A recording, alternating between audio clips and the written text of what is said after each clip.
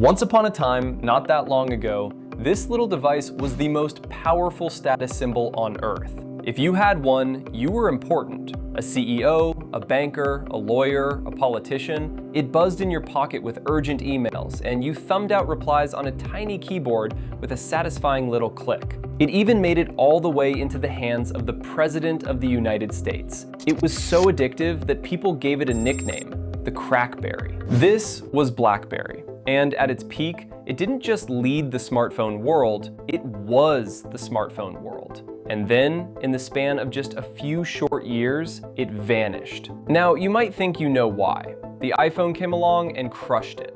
But the real story is far more painful than that. This is the rise and fall of BlackBerry. The story starts not in Silicon Valley, but in Waterloo, a quiet university town in Ontario, Canada. And it starts with a brilliant young engineer named Mike Lazaridis. Lazaridis was a tinkerer and an inventor, the kind of mind that saw the future in circuit boards. In 1984, he dropped out of university and founded a little technology company with an unassuming name, Research in Motion. For years, the company did obscure electronics work, surviving project to project.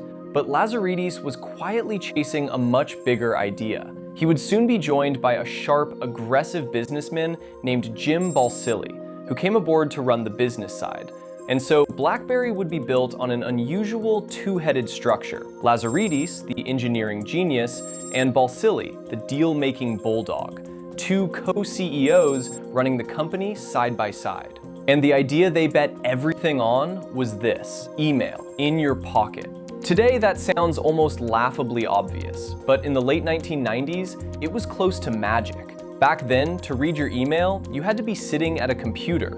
The idea that your messages could follow you instantly, securely, wherever you went was revolutionary. In 1999, they released it, a small device with a screen, and beneath it, a tiny full keyboard with little keys shaped to fit perfectly under your thumbs. They called it the BlackBerry because someone thought the keys looked like the seeds of a blackberry. And the real magic was something called push email. The instant a message hit your inbox, it was pushed straight to the device in your pocket, buzzing immediately. For the very first time, your email chased you down. For a busy executive, that was a superpower. And BlackBerry obsessed over two things that would come to define it: that physical keyboard and security. The keyboard let you fire off emails with a speed and precision that felt incredible. And the security, BlackBerry's messages ran through its own private encrypted network, made it bulletproof. The kind of thing a government or a bank could safely rely on. There was a real craft to thumb typing on a BlackBerry. The muscle memory, the speed, the little tactile click that told you each letter had landed. Power users could fire off a flawless paragraph without ever looking down. Put it all together, and BlackBerry had built the perfect machine for the most powerful people in the world. It was a tool, a serious tool for serious people who needed to move fast and stay secure. And the business world went absolutely insane for it. There's one moment that captures just how essential BlackBerry had become. On September 11th, 2001, as the cell phone networks in New York buckled under the panic, BlackBerry's email system, which ran on a different kind of network, reportedly kept right on working. While ordinary phones failed, BlackBerries kept delivering messages. For the people who depended on them, that sealed it. Through the 2000s, BlackBerry exploded. It became the beating heart of corporate life. Walk onto Wall Street, into a law firm, into the halls of government, and everyone had a BlackBerry buzzing in their hand. It became a genuine status symbol. People were so hooked, so unable to put it down, that they coined that famous nickname for it, the Crackberry. It was an addiction, and everyone wanted the drug. It had its own secret weapon for staying social too, BlackBerry Messenger, or BBM, instant, free, encrypted messaging between BlackBerry users, years before WhatsApp, complete with little check marks to show when your message had been read. If you had a BlackBerry, you were part of an exclusive club, speaking your own private language. And every one of those features quietly locked people in tighter. Your friends were on BBM. Your muscle memory was in that keyboard. Your company's email ran on BlackBerry's secure servers. BlackBerry felt completely unassailable, which, as it happens, is exactly how giants feel right before they fall. The device reached the very top, When Barack Obama became president in 2009, he was so attached to his BlackBerry that he reportedly fought his own security team just to be allowed to keep it. The President of the United States was a crackberry addict. You simply could not buy better advertising than that. It had seeped into the culture itself. The BlackBerry thumbing executive became a stock character in movies, on TV, in every airport lounge on Earth. To be glued to your BlackBerry was shorthand for being a person who mattered, and that little blinking red light that signaled a new message trained millions of people to check and check and check again. By around 2009 and 2010, BlackBerry's parent company, Research in Motion, was sitting on top of the world. It had tens of millions of users, eventually around 80 million. In the United States, it controlled roughly half of the entire smartphone market. It had become the most valuable company in all of Canada, worth tens of billions of dollars. Mike Lazaridis and Jim Balsillie had done it. From a dropouts experiment in a small Canadian town, they had built a global empire that the most powerful people on Earth could no longer live without. But hidden inside that triumph was one fatal assumption.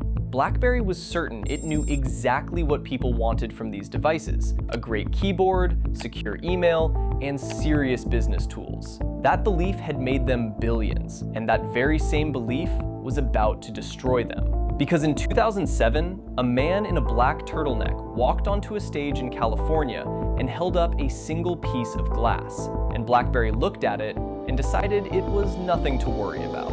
In January of 2007, Steve Jobs unveiled the iPhone. And it was a completely different idea of what a phone could even be. No physical keyboard at all, just one large, beautiful touchscreen. A real, full internet browser. And soon after, the thing that would change everything, the App Store. An entire universe of little programs that could turn the phone into almost anything. The iPhone wasn't really a phone.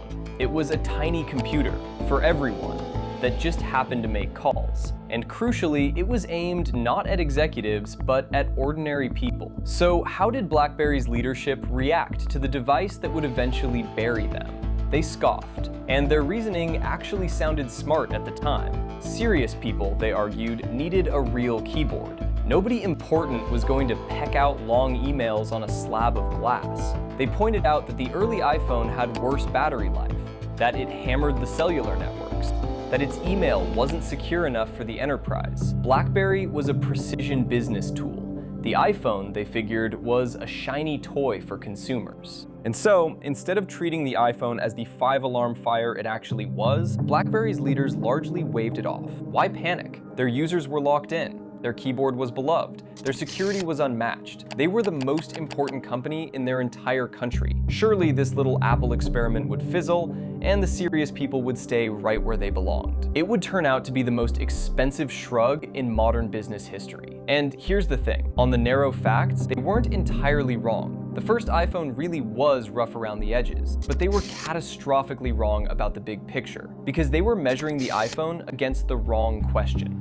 BlackBerry thought the game was, who makes the best mobile email device for business? But Apple had quietly changed the game to something else entirely. Who makes the best pocket computer for everyone? Email was now just one app among thousands, and the keyboard, BlackBerry's crown jewel, was suddenly just dead weight, taking up space where more screen could have gone. Think about what that really meant. Every single advantage BlackBerry had was about being a better phone. But Apple wasn't trying to build a better phone. It was building a better computer, one that fit in your pocket and happened to make calls. You cannot win a race when your opponent isn't even running on the same track.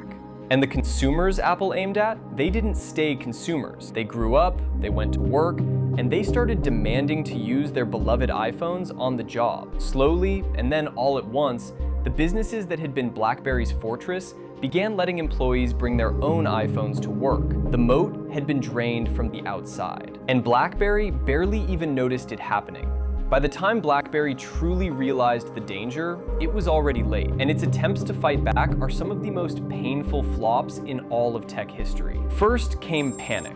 In 2008, scrambling to answer the iPhone, BlackBerry released a touchscreen phone of its own, called the Storm. To preserve the beloved feeling of clicking a keyboard, they made the entire screen physically click down when you pressed it. It sounded clever. In reality, it was buggy, slow, and maddening. A rushed, half-baked product that reviewers savaged and customers returned in droves. It was a disaster. Then, in 2011, as the iPad took over the tablet world, BlackBerry rushed out a tablet of its own, the Playbook. And in maybe the most baffling decision of the entire saga, the Playbook launched without a proper built-in email app. BlackBerry, the company that had built its whole empire on email, released a device that couldn't natively do email. It was humiliating. Meanwhile, the deeper problem just kept growing. BlackBerry's App Store was a ghost town next to Apple's and Google's, and apps were now the entire point. The new world ran on apps. Games, maps, social media, music, and BlackBerry simply didn't have them. Why would anyone buy a phone that couldn't run the apps everyone else was using?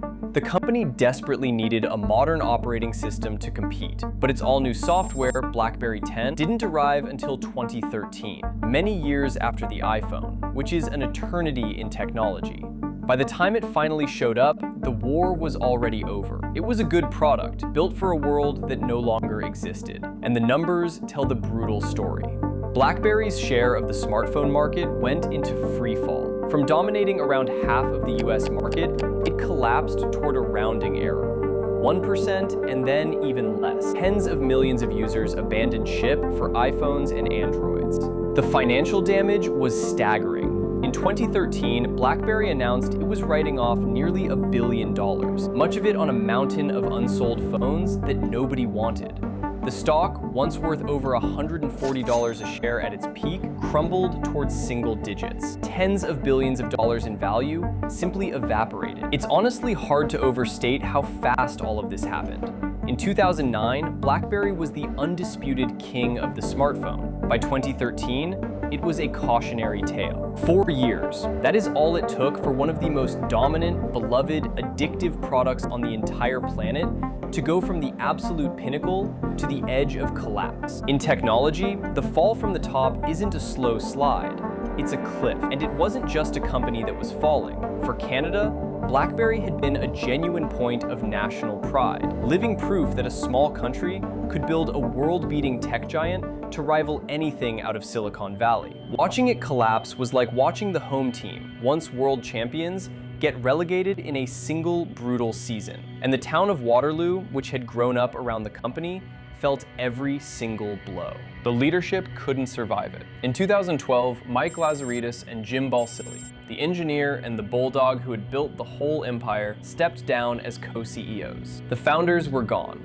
handing off a company in freefall. Wave after wave of layoffs followed. Thousands upon thousands of jobs vanished. The most valuable company in Canada was being hollowed out, month after month, as the world it had once ruled simply moved on without it. There were desperate talks of selling the company, of taking it private, of a rescue that never quite materialized. BlackBerry, the device that had sat in the hand of the president, was now fighting just to survive. And it didn't survive, not as a phone maker anyway. In 2016, BlackBerry finally surrendered the fight it had started, and announced it would stop designing and building its own phones altogether. The company that had practically defined the smartphone got out of the smartphone business. It hung on by licensing its name to other manufacturers for a while, and then quietly reinvented itself into something else entirely, a behind-the-scenes software and cybersecurity company. It still exists today, but as a small, niche business that most people have completely forgotten was ever the king of the world. And in 2022, the final bell tolled. BlackBerry officially shut down the old services that had kept its classic devices running. The remaining vintage BlackBerries, the ones collectors and nostalgics had clung onto, simply went dark. The era was formally over. So what is the real lesson of BlackBerry? It's tempting to say they were just dinosaurs who never saw the meteor, but that isn't it at all. They saw the iPhone perfectly clearly. They studied it. They simply refused to believe what it meant. BlackBerry didn't fall because it was bad at what it did. It fell because it was too good at it. It was the undisputed master of the old world, secure email and a perfect keyboard. And that mastery slowly became a cage. They were so certain their strengths were eternal that they couldn't accept the rules had completely changed beneath them. The whole saga was so dramatic that years later, it was turned into a hit movie, a story people now study the way they study Kodak or Blockbuster, a textbook example of how the mightiest empires rarely get conquered from the outside. They rot from a single idea on the inside. The quiet, fatal belief that whatever made you great will simply keep you great forever. Their greatest asset, that beloved physical keyboard, became the very symbol of their blindness. They bet everything on building a slightly better version of the past, while Apple went and built the future. And the future, it turned out, didn't have a keyboard at all. And maybe that is the most dangerous trap of all. It isn't failing to see your competitor. It's seeing them, studying them, understanding them, and still being too in love with who you used to be to admit that the world has moved on. BlackBerry held the future right there in its hands back in 2007, and it handed it back because it just could not imagine a world that didn't need exactly what it was selling. The BlackBerry, the device the entire world was once addicted to, didn't get outcompeted. It got left behind, clutching its keyboard, certain right up until the very end that everyone would surely come back to their senses. They never did.